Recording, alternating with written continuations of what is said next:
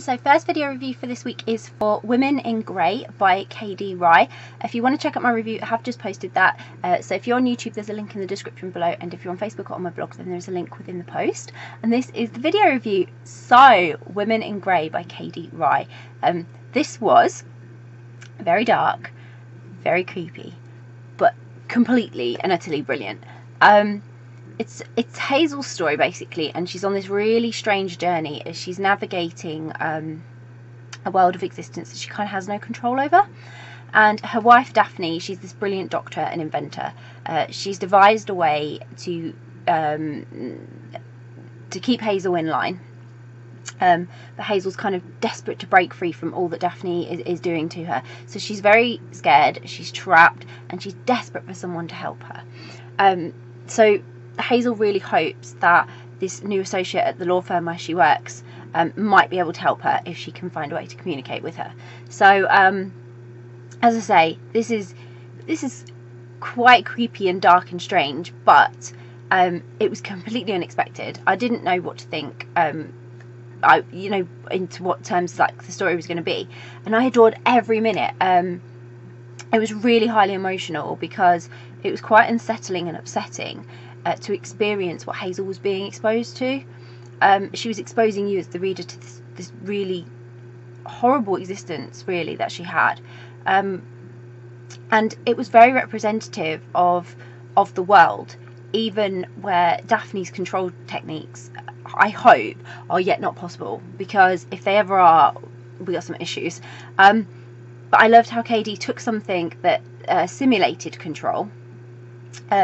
Many people enjoy this type of control, purely sort of mental, and it was quite an eye-opening experience to see how she took it and then presented it differently, and how dangerous it could be if there really was a way to control more than people already know how to, if that makes sense. It was really strange, and so I think it was just really important to have books like this book, because it has a message of hope. It does have that amongst all the creepy and the darkness and everything, but it also is exploring very realistic dark situations, and not only do they help to educate, but they also help to expose a behind closed doors scene that many just never see, or just maybe aren't aware of, or just anything.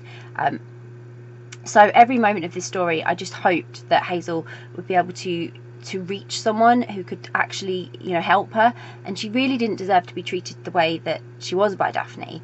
But my heart just kept breaking with her every turn of the page. When you start to realise what's happened to and what is happening to Hazel, you just think, she really needs to find a way to communicate with somebody who can see past what looks normal, and actually realise what she's going through. You need somebody very perceptive to notice that things aren't quite as they seem when you meet people. And as it's from Hazel's point of view, you're getting this very strong connection with Hazel, and we didn't get to know too much about Daphne other than what Hazel told us, but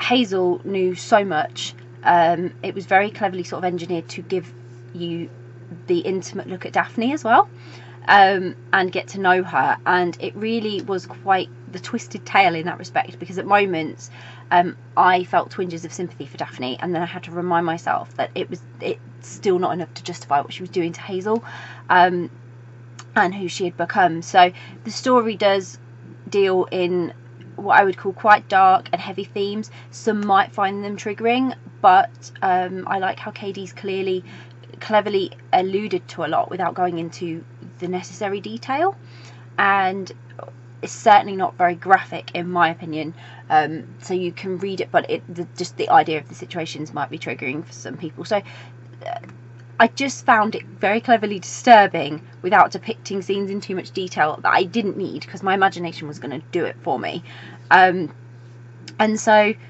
I think KD's handled it all very, very sensitively in here.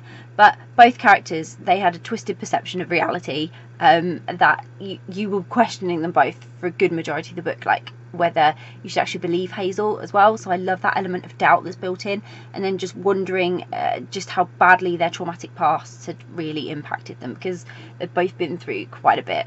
So I really enjoyed reading this, and I'm excited to see what Kadie will write next. But if you're looking for something, I think that is thrilling and dark and emotional, but with a unique edge, because this has got a really, really unique edge. If that's what you're looking for, or you just want to try something completely different that you've never sort of experienced before, then this, I think you'll really, really enjoy it. And so I do hope that you will go and grab a copy. I'll pop a link in the description so that you can find a copy of Women in Grey, which I hope you will purchase.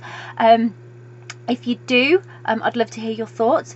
If you've read Women in Grey by Kadie Wright, then again, I would love to hear your thoughts. Please comment below. It's quite an interesting story, so I think everyone will have divided opinion on it, and I would love to hear your opinions. So if you have read it, please comment below, please get involved, please let me know what you thought of the book. If you haven't read it yet, but you're planning to read it, or it's on your to be read list, or you're thinking that you're really intrigued now and you want to read that book, it would be great to hear from you. So again, comment below, because it's always great to hear what you're reading. And if you do read it, apart from having a really strange time, because it is quite unsettling, I do hope that you actually thoroughly enjoy it, because it really is a great thriller and a great mystery that you can learn a lot from. Bye!